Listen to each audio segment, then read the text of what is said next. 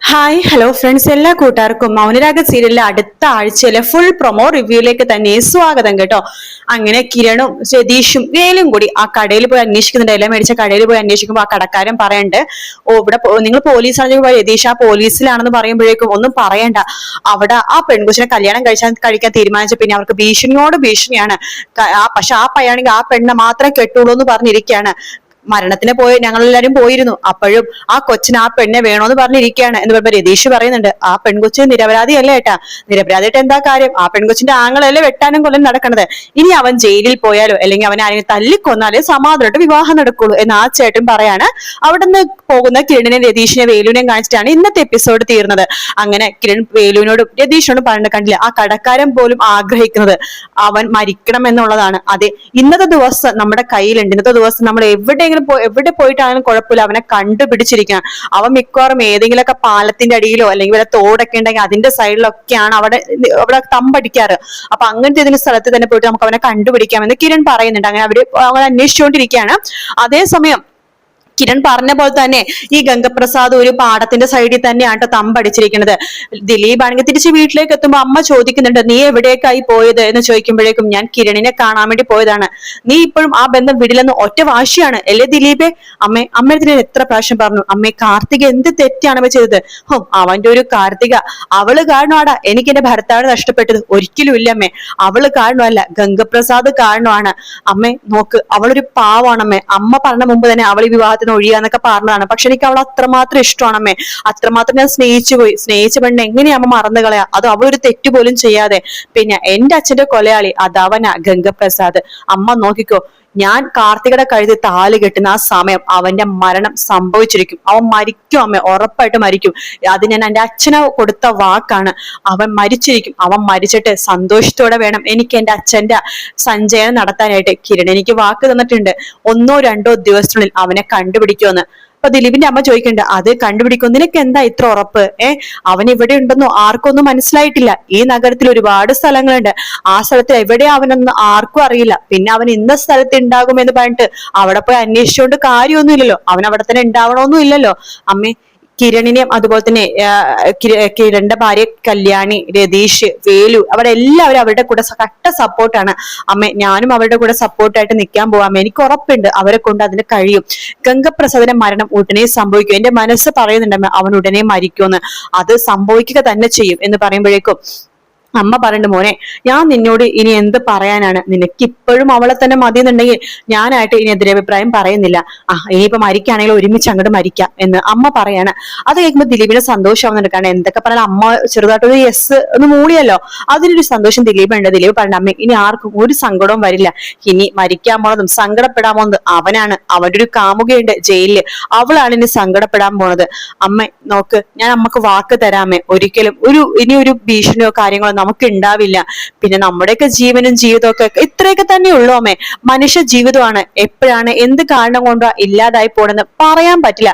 നമ്മളൊക്കെ ഇത്രയോ നാളെങ്കിലും ജീവിച്ചില്ലേ അമ്മേ. ചില ആൾക്കാരെ ഞങ്ങൾക്ക് അമ്മ ആലോചിച്ച് നോക്ക്, ജീവിതം തുടങ്ങുമ്പോ തന്നെ ഇല്ലാതായി പോകുന്ന ആൾക്കാര്, ഒരു തെറ്റും ചെയ്യാതെ.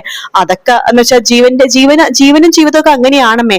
നമുക്ക് ആരും ഒരു വാക്കും തന്നിട്ടില്ല, ഇന്നാ നിങ്ങൾ 80 വയസ്സിൽ ജീവിച്ചോ, 100 വയസ്സിൽ നിങ്ങൾ ജീവിച്ചോ എന്ന്. നമുക്ക് മരണം ഒരു സമയമാകുമ്പോഴേക്കും അതെങ്ങനെയെങ്കിലൊക്കെ കറങ്ങി തിരിഞ്ഞ് നമ്മുടെ അടുത്തേക്ക് വരും. പക്ഷേ ഇനി ഒരു കാര്യം ഉറപ്പാണമേ, അവൻ കാരണം ഒരാളുടെ ജീവിതം ഇനി വെറുതെ ആവില്ല, ഇനി മരിക്കാൻ പോണത് അവനാണ് എന്നൊക്കെ പറഞ്ഞ് ദിലീപ് അമ്മയോട് സംസാരിക്കേണ്ട. അമ്മയും ചെറുതായിട്ട് ഇങ്ങനെ ശരി എന്നാ അവന്റെ ഇഷ്ടം പോലെ തന്നെ നടക്കട്ടെ എന്ന് വെച്ചിട്ട് ദിലീപിന്റെ അമ്മ ചെറുതായിട്ട് സമ്മതിക്കുന്നൊക്കെ ഉണ്ട് കാർത്തികയായിട്ടുള്ള വിവാഹത്തിന് കേട്ടോ. അതേസമയം കിരണും വേലും രതീഷൊക്കെ എല്ലായിടത്തും അന്വേഷിക്കുന്നുണ്ട്, അവിടെ എവിടെയും ഗംഗപ്രസാദിനെ കിട്ടുന്നില്ല കേട്ടോ. ഗംഗയാണെങ്കിൽ ഒരു ഗുണ്ടയുടെ കൂടെ ഇരുന്ന് സംസാരിച്ചുകൊണ്ടിരിക്കുകയാണ്. ഗംഗ പറയുന്നു, അവിടെ ഇപ്പൊ മരണ വീടായിരിക്കും, മരിച്ച വീട് മാത്രമല്ല കാർത്തികയുടെ വീട് മരണ വീടായിരിക്കും, എല്ലാവരും ചത്ത പോലെ ഇരുന്ന് കിടന്ന് പൊട്ടിക്കരഞ്ഞോണ്ടിരിക്കുകയായിരിക്കും എന്നിങ്ങനെ പറയുമ്പോ ആ മറ്റേ ഗുണ്ട പറയണ്ട്, അതെ കാർത്തികയുടെ അച്ഛനുണ്ടല്ലോ ഒരു വയ്യാതിരിക്കുന്ന ആള്, അയാൾക്ക് കാർത്തികയുടെ വിവാഹം മുടങ്ങി എന്ന് പറഞ്ഞപ്പോ അയാൾ ICU-ലായെന്നാ പറയണത്. ആ ചാവട്ടയുടെ ആ പ്രകാശ്, അയാൾ ചാവണമെങ്കിൽ ചാവട്ടെ. മുമ്പേ ആമ്പിള്ളേരെ വെറുത്തിരുന്ന പെമ്പിള്ളേരെ വെറുത്തിരുന്ന മനുഷ്യനാ, പക്ഷെ ഇപ്പൊ അയാൾക്ക് പെമ്പിള്ളേരെന്ന് പറഞ്ഞാൽ ജീവനാണ്. അങ്ങനെയുള്ളവരൊക്കെ മരിക്കട്ടെടാ, 2-3 അറ്റാക്ക് വന്നതല്ലേ, അങ്ങോട്ട് പോട്ടെ എന്നൊക്കെ പറയണേ. എന്തായാലും സമാധാനമായി. ഞാൻ വിചാരിച്ച പോലെ തന്നെ കാര്യങ്ങൾ നടന്നല്ലോ. ഈ ഗംഗയെടുത്ത് കളിച്ചാൽ എങ്ങനെ ഇരിക്കുമെന്ന് ഇപ്പൊ എല്ലാവർക്കും മനസ്സിലായി കാണും. എന്തൊക്കെയായിരുന്നു കാട്ടിയെന്നുള്ളവര് വരുന്നു, നാട്ടിൽ നിന്നുള്ളവര് നിൽക്കുന്നു, രണ്ടുപേരും കൂടി എന്നെ കൊല്ലാൻ നോക്കുന്നു, നടക്കുന്നു. ഇപ്പൊ എന്തായി? ഗംഗനെ കൊല്ലാനും തോൽപ്പിക്കാനും ആർക്കും സാധിക്കില്ല. ഇപ്പൊ ഏകദേശം മനസ്സിലായിട്ടുണ്ടാവും. ഇനി കാർത്തിക എന്ന് പറഞ്ഞ അവളെ വിവാഹത്തിനെ കുറിച്ച് ചിന്തിക്കില്ല. അത് മാത്രല്ല, അവളെ വിവാഹം കഴിക്കാൻ വേണ്ടി നടക്കുന്ന ആ മരങ്ങോണ്ടനുണ്ടല്ലോ ദിലീപ്, അവന് വിവാഹത്തെ കുറിച്ച് കുറച്ചൊന്ന് ആലോചിച്ചിട്ട് ഇനി ഒരു തീരുമാനം എടുക്കുള്ളൂ. അവന്റെ അമ്മയാണെങ്കിൽ ഇനി കാർത്തികനെ വീട്ടിലേക്ക് കേട്ടത് പറഞ്ഞിരിക്കുകയാണ്. എല്ലാം കൊണ്ടും ഇത് ഗംഗപ്രസാദിന്റെ കാലമാണ് എന്ന് പറഞ്ഞിട്ട് പൊട്ടിച്ചിരിക്കുകയാണ് ഗംഗപ്രസാദ് കേട്ടോ. ആ സമയത്താണ് ആ സ്ഥലത്തേക്ക് തന്നെ കിരണും വേലും രതീഷും കൂടി എത്തണം കേട്ടോ. കിരണിന് എന്തോ അവിടെ എങ്ങാനും ഗംഗ ഉണ്ടാവുന്ന ഒരു തോന്നുവാണ്. അത് മാത്രല്ല, കിരണിന്റെ ഒരു ഫ്രണ്ട് ആണെങ്കിൽ ഗംഗ പോയിരിക്കുന്ന ആ ഒരു സ്ഥലവും കാര്യങ്ങളൊക്കെ നോട്ട് ചെയ്തിട്ട് പറയാന്ന് പറഞ്ഞിട്ടുണ്ടല്ലോ, CCTV ഒക്കെ നോക്കിയിട്ട്. അപ്പൊ അതുവഴി കിരണിനെ വിളിക്കുന്നുണ്ട്. ഇന്ന സ്ഥലത്ത് ആ ഒരു ഭാഗത്ത് ഉണ്ടോ എന്നൊരു സംശയം ഉണ്ടെന്ന് ഈ പുള്ളിക്കാരൻ പറയുന്ന അനുസരിച്ചിട്ടാണ് കിരൺ ആ ഒരു ഭാഗത്തേക്ക് ഇവരെയും കൊണ്ട് പോകുന്നത് കേട്ടോ. അങ്ങനെ അവിടെ പോകുന്നത് വെറുതെ ആവുന്നില്ല. അവിടെ പോകുമ്പോ തന്നെ കിരൺ നേരെ പോണത് നമ്മുടെ ഗംഗപ്രസാദിന്റെ അടുത്തേക്കാണ്. ഗംഗയാണെങ്കിൽ കിരണിനെ നേർക്ക് നേരെ കാണുമ്പോ ആകെപ്പാടെ ബുദ്ധിമുട്ടാട്ടോ. എവിടെ ഓടാൻ പറ്റാത്ത അവസ്ഥ. കാരണം ഇപ്പുറത്തെ സൈഡിൽ വേലു നിൽക്കുന്നു, അപ്പുറത്തെ സൈഡിലാണെന്നുണ്ടെങ്കിൽ രതീഷ് നിൽക്കുന്നു. ഗംഗയുടെ കയ്യിൽ ഒരു തോക്കോ കത്തിയോ ഒന്നുമില്ല. പക്ഷെ വേലുവിന്റെ കയ്യിൽ നല്ല മൂർച്ചുള്ളൊരു കത്തിയുണ്ട്. നീങ്ങി കഴിഞ്ഞാൽ വേലു ആ കത്തി കൊണ്ട് എറിയോന്ന് ഗംഗക്ക് നന്നായിട്ട് അറിയാം. അതുകൊണ്ട് തന്നെ ഗംഗ അവിടെ നിൽക്കാണ്. ഗംഗയുടെ കൂടെ കൊണ്ട് അവിടെ നിന്ന് ഓടി രക്ഷപ്പെടുകയാണ് ചെയ്യണം കേട്ടോ. കിരൺ പുച്ഛത്തോടു കൂടി തന്നെ ഗംഗയുടെ അടുത്തേക്ക് വരുന്നുണ്ട്.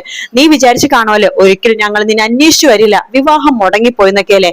എന്നാ നീ അറിഞ്ഞൂടാ, വിവാഹം മുടങ്ങിയിട്ടില്ലടാ. വിവാഹം ഇന്നോ നാളെയോട്ട് നടക്കാൻ വേണ്ടി പോകുവാണ്. അതെങ്ങനെ? പയ്യന്റെ അച്ഛൻ മരിച്ചല്ലേ ഉള്ളൂ. അതൊക്കെ പഴയ കാലത്തടാ. ഇപ്പത്തെ കാലത്ത് അങ്ങനെയൊന്നുമില്ല. പിന്നെ നീ ഇത്രയൊക്കെ കഷ്ടപ്പെട്ടത് വിവാഹം മുടക്കാൻ വേണ്ടിയിട്ടായിരുന്നില്ലേ? വിവാഹം മുടങ്ങാനൊന്നും പോകുന്നില്ല. ഇനി നിന്റെ സമയോടാ. നീ ചെയ്തു കൂട്ടിയ പാപങ്ങൾക്ക് നീ ഇനി അനുഭവിക്കാൻ പോവാണ്. 2-3 പ്രാവശ്യം നീ എന്റെ കയ്യിൽ കിട്ടിയായിരുന്നു. അന്നൊന്നും ഞാൻ നിന്നെ കൊല്ലാതെ ഒരു പ്രാവശ്യം പോലീസുകാരുടെ കൈ കൊടുത്തയച്ചു. 2ാമത്തെ പ്രാവശ്യമാണെന്നുണ്ടെങ്കിലോ നിന്നെ മരിച്ചു എന്ന് പറഞ്ഞ് കാട്ടിലേക്ക് തള്ളി. അപ്പൊ നീ മരിച്ചില്ല. അവിടുത്തെ പെണ്ണിനെയും ചതിച്ച് അവിടുത്തെ മൂപ്പനെയും കൊന്നു നീ നാട്ടിലേക്ക് വന്നു. എന്നിട്ടും ഞാൻ നിന്നെ പിടികൂടാൻ പോയപ്പോ ഒന്നും അറിയാത്ത കടലിന്റെ അവിടുത്തെ ആളുകളെല്ലാം കൂടി വന്ന് നിന്നെ രക്ഷപ്പെടുത്തി. പക്ഷെ ഇനി നീ രക്ഷപ്പെടാൻ പോകുന്നില്ലടാ. കാരണം എന്താണെന്നറിയാവോ? ഇതിന് ചുറ്റും ആരുമില്ല. ഇപ്പൊ നീ ആരാണെന്നും എന്താണെന്നും നാട്ടുകാർക്ക് മാത്രല്ല എല്ലാവർക്കും അറിയാടാ. അന്യ സംസ്ഥാനങ്ങളുള്ളവർക്ക് പോലും അറിയാം. അതുകൊണ്ട് നീ ഇനി രക്ഷപ്പെടില്ല. ഇനി അവസാനിക്കാൻ പോണ നീയാണ്, നിന്റെ മരണമാണ്. നീ തീർന്നട ഗംഗെ, നീ തീർന്നു എന്ന് പറഞ്ഞിട്ട് ഗംഗയുടെ അടുത്തേക്ക് കിരൺ വരുവാണ്. അവിടെ നിന്നും ഗംഗ രക്ഷപ്പെടാൻ വേണ്ടി നോക്കുമ്പോ കിരണും വേലും രതീഷും കൂടി ഗംഗനെ പുറകേന്ന് കയറി പിടിക്കാണ്. ശേഷം ഗംഗനെ പരിവാക്കുന്നുണ്ട്. അതിനുശേഷം ഗംഗനെയും കൂട്ടിക്കൊണ്ടുവരുന്നത് ആദ്യം പോണത് നമ്മുടെ കാർത്തികയുടെ അടുത്തേക്കാണ്. ഓരോരുത്തർക്ക് ഗംഗ അടുത്ത് തീർക്കാനുണ്ടല്ലോ പലിശ കണക്കിന്. ആദ്യം കാർത്തിക ദേഷ്യം ഗംഗ അടുത്ത് തീർക്കും. പിന്നെ ലക്ഷ്മി അമ്മ, പിന്നെ പുറകെ ഓരോരുത്തർ അമലു, വേലു, പ്രകാശൻ, പിന്നെ ദിലീപിന്റെ അമ്മ. അങ്ങനെ ആർക്കൊക്കെ കയ്യിൽ ഗംഗനെ കാണുമ്പോൾ ചൊറിയുന്നുണ്ടോ അവരൊക്കെ ആ ചൊറിച്ചിൽ തീർക്കാൻ പോണ ഗംഗയുടെ മുഖത്ത് അടിച്ചടിച്ച് അങ്ങനെ എല്ലാവരും കൂടി ചേർന്നിട്ടാണ് ഗംഗനെ കൊല്ലാൻ പോണത്. എന്തായാലും ഗംഗ മരിക്കുന്ന ഭാഗം തന്നെയായിരിക്കും നമുക്ക് ഇനി ഈ ആഴ്ച കാണാൻ പോണത്. അതുകൊണ്ട് വീക്കെൻഡ് പ്രൊമോ ചെറിയൊരു പ്രൊമോ മാത്രമേ കാണിച്ചിട്ടുള്ളൂ. കാരണം അത് സസ്പെൻസ് ഉള്ള കാര്യങ്ങൾ വരാൻ പോകുന്നല്ലേ ഉള്ളൂ. വീഡിയോ ഇഷ്ടപ്പെടുകയാണെങ്കിൽ ലൈക്ക് ചെയ്യാനും സബ്സ്ക്രൈബ് ചെയ്യാനും കമന്റ് ചെയ്യാനും മറക്കല്ലേ കേട്ടോ. മറ്റൊരു വീഡിയോ കാണാം friends. Take care. Bye bye.